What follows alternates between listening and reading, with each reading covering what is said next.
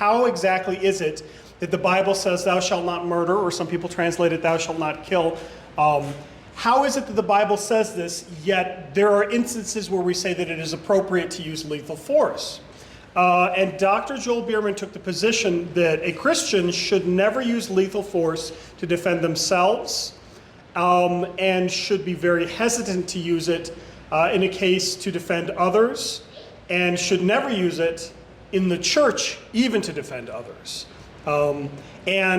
This was the first time that I heard about this position from him, and he's had this position for a while. In fact, he's written a couple articles and things on this. He wrote something in the Large Catechism Commentary. He wrote something in a journal, a Lutheran journal.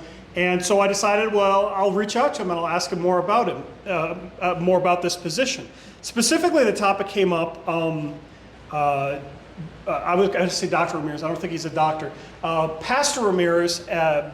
And here we're talking about, this was actually, so the debate was recorded about 3 weeks ago as far as I understand, but it was released on the same day that we got news of the shooting at the Catholic school that happened this last week. And the question, they were talking about a previous shooting in which, in an American context, somebody was going into a church to shoot the church, and I believe an elder or somebody else in the church, they understood the situation, what was going on, and they ran him over with a car in the parking lot. And then a different elder, I think, ended up shooting the guy. And the guy died before he could harm anybody. And the question is, was this a good thing? Was this a heroic act by the elders to defend the people in the church? Or was this a bad thing because the church is there to give the gospel to the people, and this was contrary to the gospel? And this is kind of what the argument started out with. Whether or not the use of lethal force should be even considered, specifically within the church. And Dr. Joel Bierman's argument is essentially what I laid out before, but in addition to that, in the church, in the congregation specifically, he said that if somebody uses lethal force even to defend fellow Christians, they are violating, how would I put this? That this is a place of the gospel, this is a confession of the gospel, we are confessing Christians of the gospel, and like the Christians who died in the Colosseum, for example, who died under Nero, who died as a result of persecution, is that the Christians within the context of the church should be willing to die without fighting back with lethal force. So far, I don't want to go beyond what he actually presented, what his actual position is. The conversation went on. Ramirez asked him, "Okay, let's throw out a hypothetical example about using lethal force. Let's throw out a hypothetical example where a woman is being assaulted by a man. Does she have the moral authority? Does she have the moral freedom to shoot her attacker, to kill her attacker?" And he says, "Well, she can." Dr. Bierman says she can fight back, she can resist. And Ramirez said, no, I mean kill him. Can she shoot to kill him? And he says, well, she can shoot him, but where she aims with the gun and everything. So it got kind of confusing there. So that was kind of the point in the debate where I was like, wait, hold up, what? So I found out later that this is that Dr. Joel Bierman has had a more fleshed out position than he was able to give in this debate. That was kind of just a snapshot of one of the aspects of it that was particularly striking. But here's the thing, just because something is offensive and shocking doesn't mean it isn't necessarily biblical. So I wanted to dive into this before I just had a knee-jerk reaction and say, you're wrong, and I'll figure out why you're wrong later. I decided to dive into it. I started emailing Dr. Bierman and having a conversation back and forth, and it's still ongoing. We're not done with the conversation. So I'm not quite ready to present everything that we've talked about in my conclusions. But I said, okay, you and I have a different view of what the fifth commandment is, thou shalt not murder. You and I have a different view of when this, when it's appropriate. Because, and if you see my YouTube video where I'm breaking down the fifth commandment, I've got a YouTube series for the entire small catechism. There's one lesson for each commandment, each section. If you're interested in that. In the fifth commandment, I basically break it down. I say that there's the distinction between killing and murder. Biblically, I think, is that there's two factors involved. One, authority. Do you have the authority to take life? Two, do you have justification to take life? And somebody else suggested a third one. Is the person whose life is being taken, are they deserving of their life being taken? So somebody who's on death row or something like that. I would coach that under this second to say that you have the authority, like you're the government, that God gives you the power of the sword, and you have the justification, you are punishing the wicked, or it's in war. So that's kind of what I would go to. And I would say that there's a distinction that the Bible makes between murder and between killing. In the Hebrew, there's different words that are used, and that can be kind of confusing. The word that's used for thou shalt not murder is more along the lines of slaughter, and that's different than, the word that is often used that God says, go and kill the Canaanites or something like that. There's actually different words for killing and murder. And it's like, in the United States, the word homicide doesn't necessarily mean murder. It just means that somebody's been killed, somebody's life has been ended. But not every homicide is a murder. So there's a distinction that we make in the English, in the American context. There's a distinction, I think, made in the biblical context. All right, so when does the Bible give authority for people other than God? Because God made life. He can move people between this life and the next as much as he wants to. It's his prerogative, obviously. So does God ever give the authority to anyone else to exercise that same action? Can you think of any examples? Has God ever told anybody or any group in the Bible as a kind of blanket statement that they have the power of the sword, for example? In Romans chapter 13, I'll open that up real quick. This is one example. There's other examples in the Bible that talk about the power of the sword. Romans chapter 13 is probably one of the most direct ones, and this talks about the government. Romans chapter 13 says, let every person be subject to the governing authorities, for there is no authority except from God, and those that exist have been instituted by God. Therefore, whoever resists the authorities resists what God has appointed, and those who resist will incur judgment. For rulers are not a terror to good conduct, but to bad. Would you have no fear of the one who is in authority? Then do what is good, and you will receive his approval. For he is God's servant for your good. But if you do wrong, be afraid, for he does not bear the sword in vain, for he is the servant of God, an avenger who carries out God's wrath on the wrongdoer. Okay, so then this goes on. This is basically submission to authority, but it admits that God has given the power of the sword to the government. So the government does have the power of the sword. Martin Luther would talk about this a few times in particular.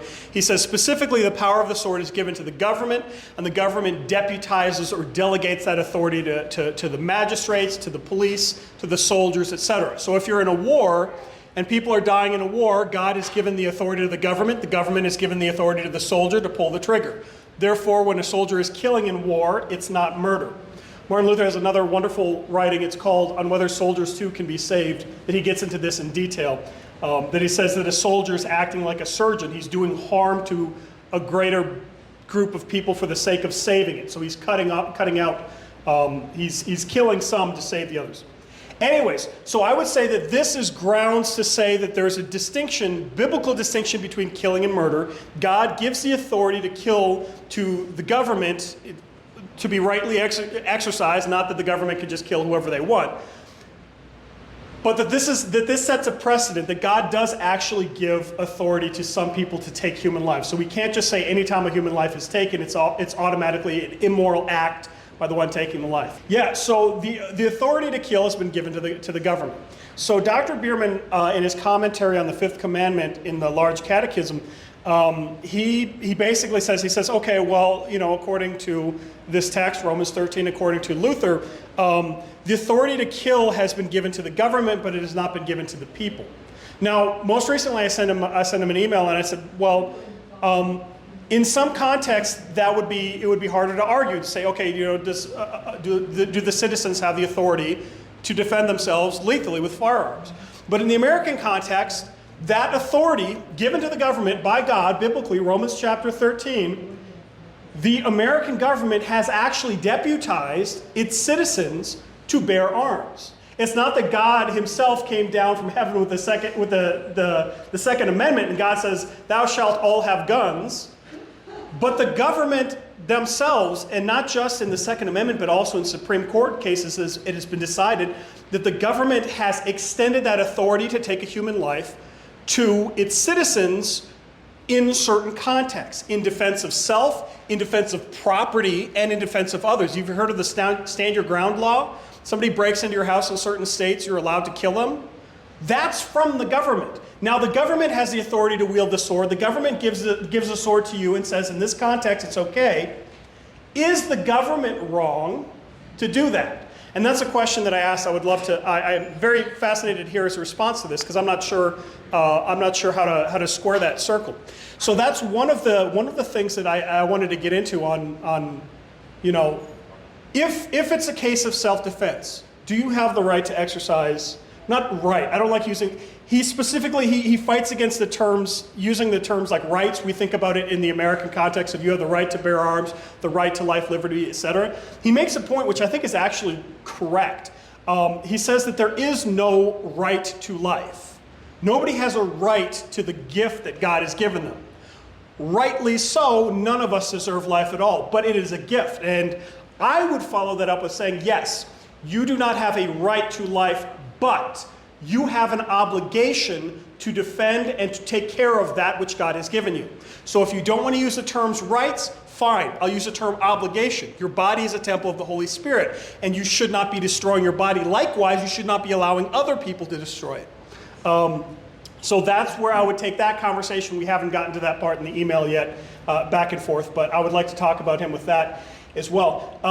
There's another distinction that I think was made that I don't think was helpful. When he was talking about if a gunman comes into the sanctuary, then what should happen? He believes in such a case, one, if you have a hired security guard, the security guard can shoot them, which doesn't make sense to me because then you're just kind of, not subsidizing, you're hiring somebody else to sin for you. It's the same, like, what was that?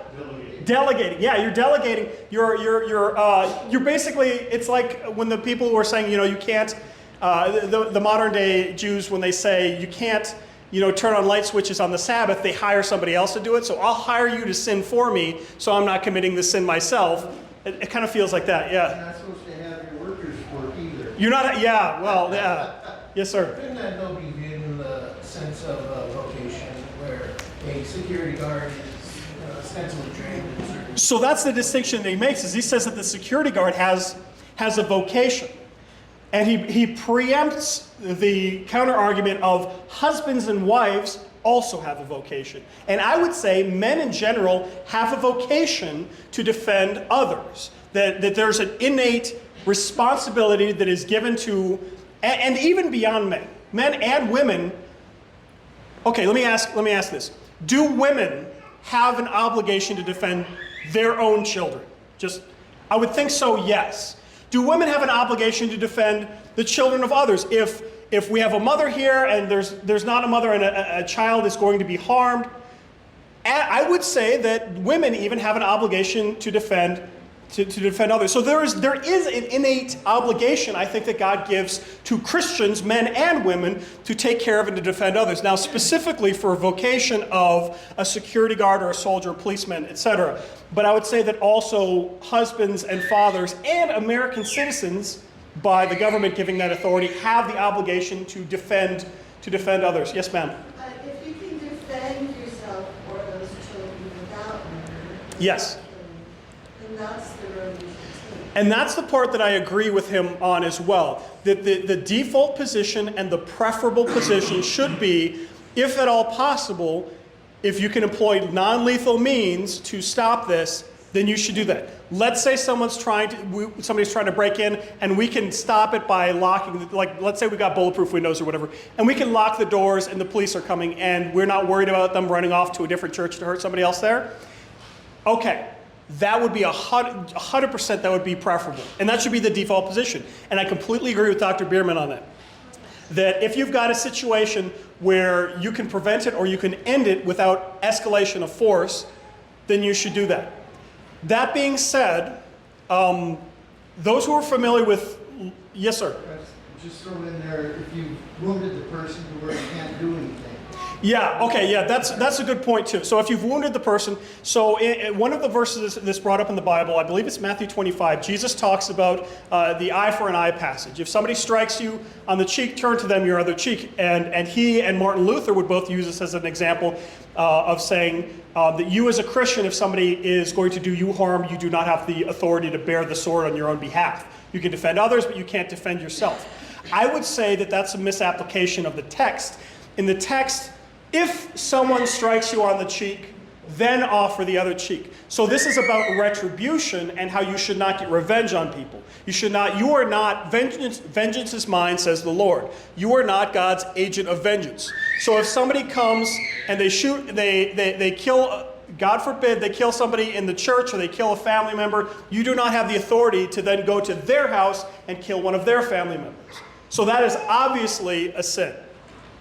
If somebody is incapacitated and they're no longer able to do harm, you don't have the authority to say, okay, then because now you're stepping into the position of a judge and you're saying, I am judging you for your crime, so that's a good distinction.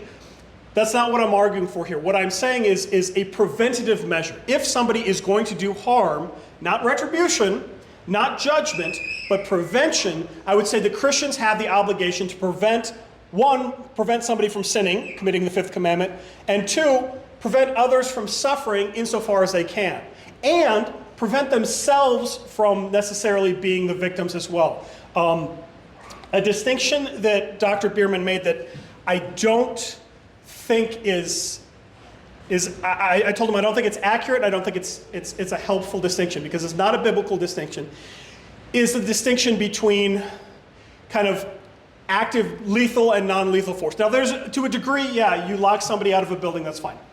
But his idea when Pastor Ramirez was talking to him is he says, no, you shouldn't shoot them, you can resist. So if they come in, if they come into the church with a gun, you can tackle them or you can knock them down with a baseball bat, he says. And in my mind, I just immediately started thinking about the Teenage Mutant Ninja Turtles. Teenage Mutant Ninja Turtles, there's 4 turtles, and 2 of them have sharp weapons, and 2 of them have blunt weapons. And if you ever watch the cartoons, the ones with sharp weapons never ever use them on humans, because sharp weapons kill. And in the Teenage Mutant Ninja Turtle universe, you can whack somebody with a stick as hard as you want, and they'll only get knocked out and harmlessly wake up in a jail cell later. Batman does the same thing. He refuses to use guns, but he'll punch somebody until, their teeth are scattered all. But it doesn't, it's a Hollywood idea that as long as you use blunt force trauma, you're not killing people, you're just, it's less than lethal means. Right, but the reality is that how many times have you seen videos of protests and riots where somebody hits somebody with a bike lock, somebody hits somebody with a skateboard, and they die? Somebody hits somebody with a baseball bat, that is a lethal weapon. So if your idea is, well, I'm going to come and I'm going to hit them with a baseball bat and that's okay, I'll never, ever, ever kill them. No, you're using this is the same as if you shot them with a gun. If you hit somebody in the head with a baseball bat, you can kill them just as easily. A snake on my property learned this the hard way after I shot him and he didn't die. And I pulled out the shovel and he very much did die. I don't think, and I'm not entirely sure if this is where Dr. Bierman is coming from, but he seemed to have this distinction of, well, you're allowed to fight back, but you're not allowed to use these tools to fight back. You have to use these tools to fight back. And I understand it is a very popular misconception, but anybody who's worked in the military or with the military or law enforcement knows that if you've got a police officer, for example, and somebody's coming at the police officer with a hammer, oh, well, that's a blunt, that's Donatello. It's a blunt object. It's not gonna stab you, therefore you're not gonna die. No, that's a lethal weapon. The police officer will respond by using his gun on this person, and that's entirely appropriate. And the police officer in this case doesn't say, okay, well, let me use my Hollywood prowess and karate chop the hammer out of his hand, or if there's a gunman, let me karate chop the gun out of his hand, or, they don't calculate the least possible effective use of force. They don't say, okay, if I bounce a bullet off the wall, it'll be slower, so if I hit him in the leg, I'm going to shoot the gun out of him. You never see in something where police is defending people, that the cop is shooting the gun out of somebody's hands. You don't see them aiming for the legs, because we understand as real people in the real world that in response to lethal force, you have to use an extreme amount of force. They will empty an entire magazine into a subject, not saying, well, if I shoot him one time, that'll be fine. Or maybe if I shoot him 2 times, that'll be fine, because sometimes they can keep coming. You don't know how people are going to react to trauma like that. So this idea, I think it's just a completely unrealistic idea, first of all. And I don't think that there's a biblical distinction either. It's an unrealistic idea because you saying, okay, well, if a shooter comes in, I'm going to tackle him. Okay. How exactly do you think that's going to go? Do you think the gun's going to go flying out of their hand? 100% of the time? 75% of the time? 50% of the time? What percentage are you banking that your action is going to stop them? However, if you shoot them with an entire magazine, probably 99% of the time they're going to stop. So if your goal is to get them to stop from murdering people, you probably have to do more force than is necessary. But you don't know how much force that's going to be until you do it. Gonna miss half your shots, too. You're probably going to miss half your shots too. Yeah, so this idea of, well, I'm just going to shoot him with a slingshot with a rubber bullet, it's not realistic. It's not, anybody from the profession of arms knows that this is not how things are done. That it's just not, it doesn't work like that. But one point that he made in one of his articles is he says that something being uncomfortable, something being difficult, something even being impossible does not necessarily mean that Christians are called to do it. Christians are called to avoid all sin. Now, that's not possible in the sense of we're all sinners, we're all going to continue to sin, but you're still called to avoid all sin. So in a similar way, if Christians are called to not use lethal force, then you're still obligated to do that. But if I look in the Bible, I notice that when Jesus talks about the 5th commandment, when he talks about murder, not only does he include murder, but he includes the concept of in your mind desiring murder. And I would say attempted murder. I would say that if somebody assaults another person, if somebody hits another person non-lethally with a baseball bat, unjustly, that still would be a violation of the 5th commandment. Now, sure, they survived, but just because they survived doesn't mean you haven't violated the 5th commandment if it's a violation. Just because you used a baseball bat. You're like, yeah, you standing before God, or yes, officer, I didn't murder them, I attempted murdered them. It still counts. So this distinction he makes between, yes, you can fight back, but you can only use these tools, you can only use non-lethal force. That's not a biblical distinction as far as I can see, and I'm willing to be corrected on this, and I'm going to ask him about that later on. But I don't see this distinction where God says, you are allowed to use a bat, but do not use the sword, or something like that. Yes, sir? How far would the effects on someone's conscience go that would inform them how much And that's, resistance so there's another, and potentially, effects? yeah, potentially negative consequences. On faith. Yeah. And so this is something that we also have to take in mind, because we don't do our actions in a vacuum. And I think it's Pastor Matt Richards, he posted about this, and he didn't specifically take a stance on whether or not Christians should use lethal or non-lethal force, but he says in either case, if it's the case where no lethal force is permitted in the church, then the Christian obligation is not to crawl over people and be the first one out the door and running away, but rather to stand in the way and to be that shield for others. And if the biblical position is lethal force is authorized in the church, then the Christian obligation should be the one to say, look, I'm going to take on the moral and emotional weight of taking another person's life, because I know that I will suffer. If you take somebody's life, you will suffer, even if it's justified. You should be willing to step in and to take that. And again, we want to avoid this kind of Hollywoodization of violence where you can just shoot people and it doesn't matter. If you shoot people and it doesn't affect you emotionally, you might be a sociopath. It's normal. I mean, even in combat, this is why people, if you've ever heard of a police shooting where a police officer, and it's 100% justified, they still get put on leave. they still go through counseling. They still talk through it. If there's a combat action in the military, you have something called the after action report. You have something called a hot wash. Afterwards, even if you did everything right, if you pulled the trigger, we're going to talk about every step of it, because later on your brain is going to think about how horrible of a person you are for taking somebody else's life. Again, Martin Luther's writing on whether soldiers too can be saved really helps with this. The concept is sometimes called moral injury.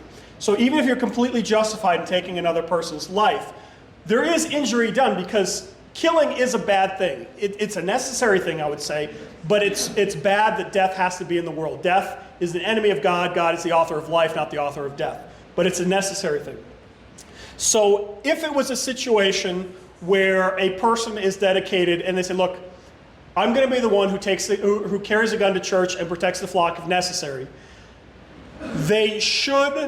they ought to appropriately prepare their mindset for what that means. Because if they have to take the life of another person, this is going to be traumatizing for them too. So it's not mentally like somebody comes in and I'm going to, pow, pow, pow, and it's going to be cool and swinging from the chandeliers. It's going to be, I can't believe this horrible thing just happened. Even if nobody else got hurt, somebody still died in the church, and that's horrific. So this is something that it is, again, if we're talking about vocation, this is a horrible weight and responsibility, but it is a weight and responsibility that I think is placed on Christians to defend each other. But there are consequences. There are consequences for that. So my position so far, and again, this is an ongoing conversation with Dr. Bierman that I'm having, and he does outrank me by a bit. He has a doctorate. He's not just a doctor at a pastor at a church. He's a professor at a seminary.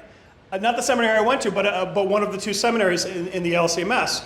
So with respect, I am respectfully disagreeing with him on this, and I would like to continue the conversation to kind of flesh out the points of disagreement, because there's angles that I see that maybe he's answered, but I don't know until he explains them to me.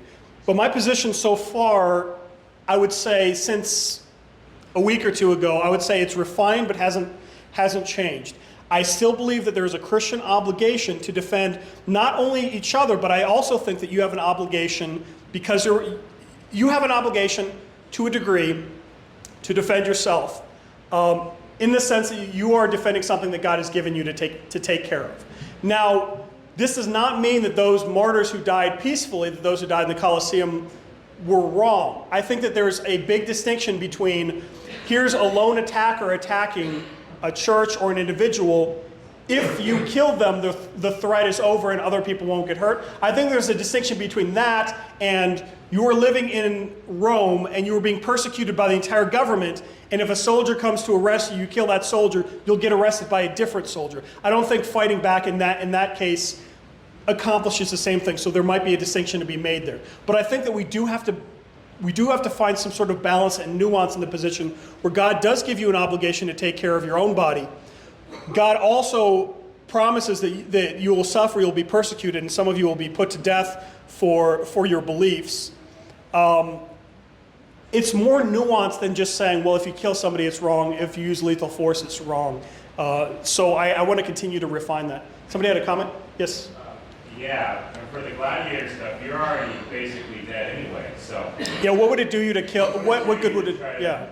Escape, so that's a different situation where you could act on it, right? Right. So I would say that there's a distinction. And I mean, Unless if you're like the gladiator, like you're given. if you're Maximus and you So can, then if you're given arms and you're a slave and you have a chance to, I guess, defend yourself, and the other guy has the same thing, so. right. Well, in the case of gladiators, a lot of times, so the gladiators would be slaves themselves, and that's a different question. So the question is, do you have an evil, wicked man trying to murder you, or is it a case where you're a slave and he's a slave and everybody wants to see you fight for their entertainment? Now, Christians would refuse to participate in fighting back in that case, but a lot of times, really the Colosseums for the Christians, I mean, Christians would refuse to go to the Colosseum because making a sport out of murder is evil. The same reason they would refuse to go to plays and stuff, because the plays were really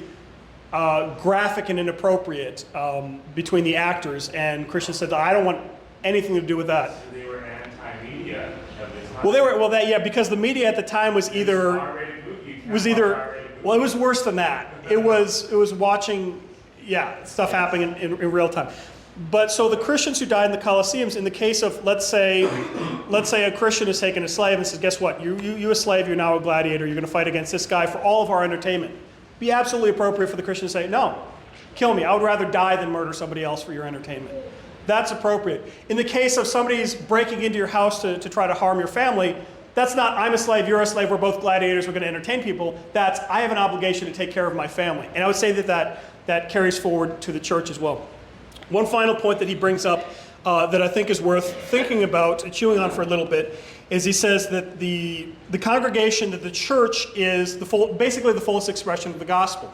The place where you're most likely to find the gospel should be within the church.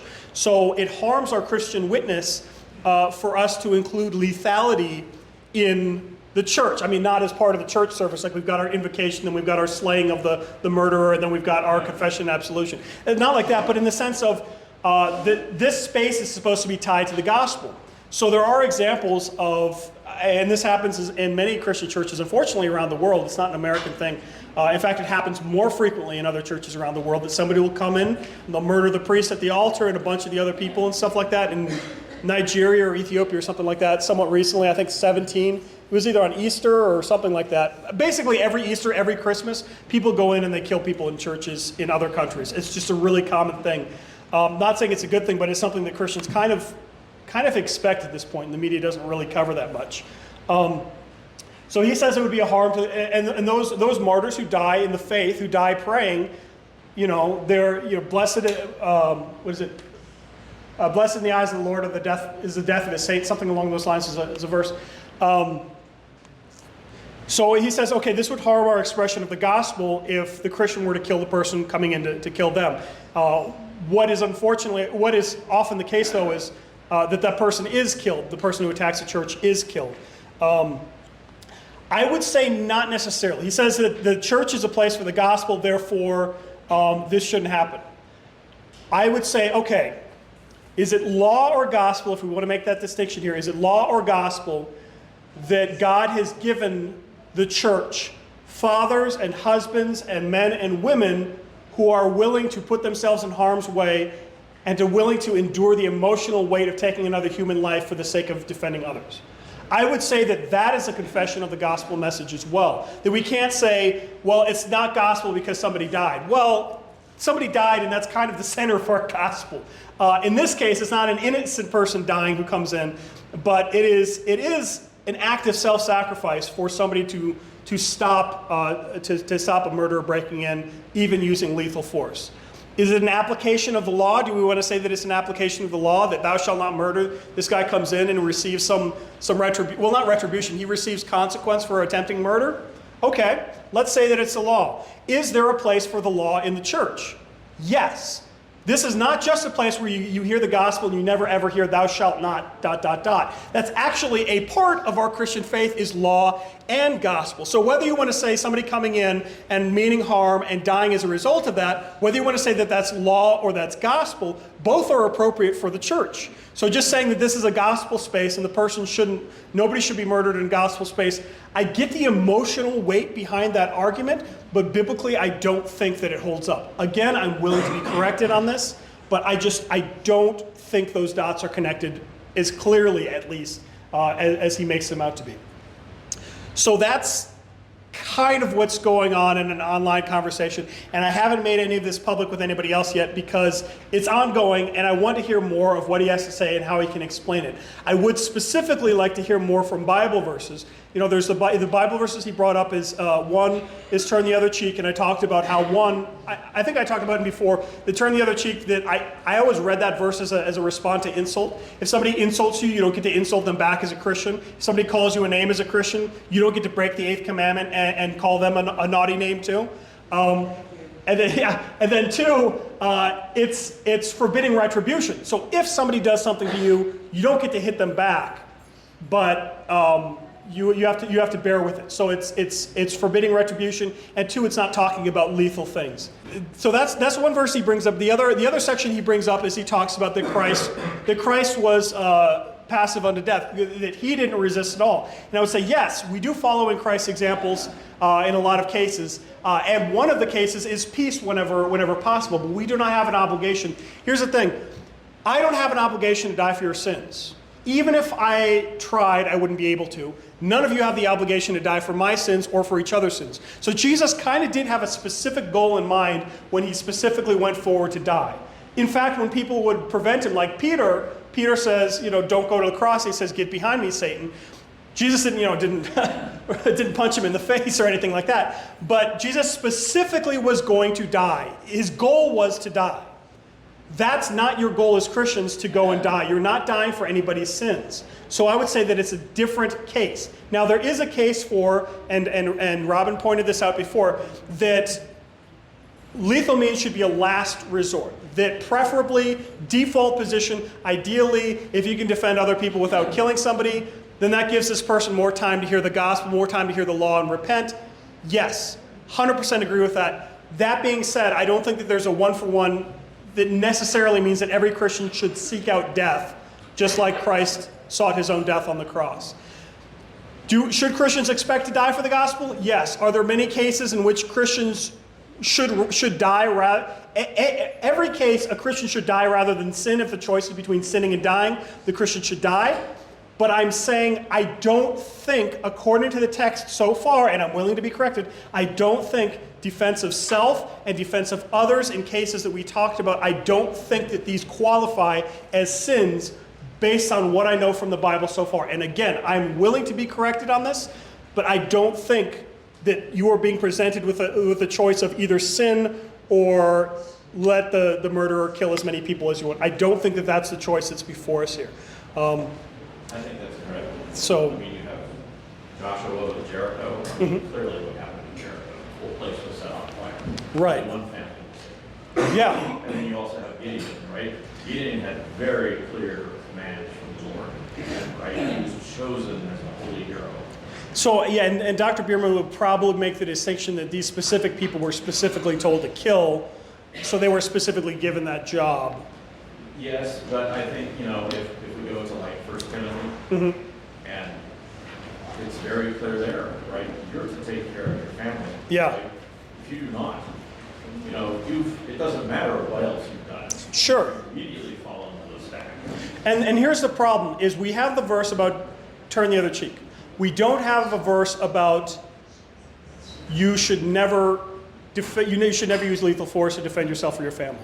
You do have a verse about go and buy swords, Lord, we have 2 swords, and that's confusing what exactly is meant by that. You do have the verse where Peter cuts off Malchus's ear, and Jesus says, live by the sword, die by the sword. In that case in particular, I'm not saying, the way I read that is Jesus is stating a reality. If you live as a man of war, that's probably how you're going to die. That's not necessarily saying that every single time somebody this is not a condemnation of every soldier, that every time you pick up a weapon that you are sinning. This is rather saying, if you are a soldier and your entire life is built on shooting and not getting shot, you're probably going to die getting shot. It's just a reality that if this is how your life is, if you live a violent life, justified or unjustified, expect a violent death.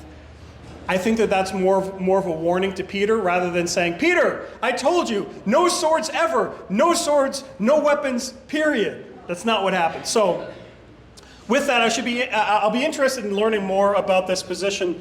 But so far, I think that this is kind of where I'm at biblically. And again, I'm willing to be corrected. I'm not pretending like I know everything. And this is a guy who has a lot more education than I do, and is teaching other people at a higher level than I am. So it is 100% expected that he knows a lot more than I do on this issue. But I'm willing to talk about it biblically just in case. With that, let's close with the doxology.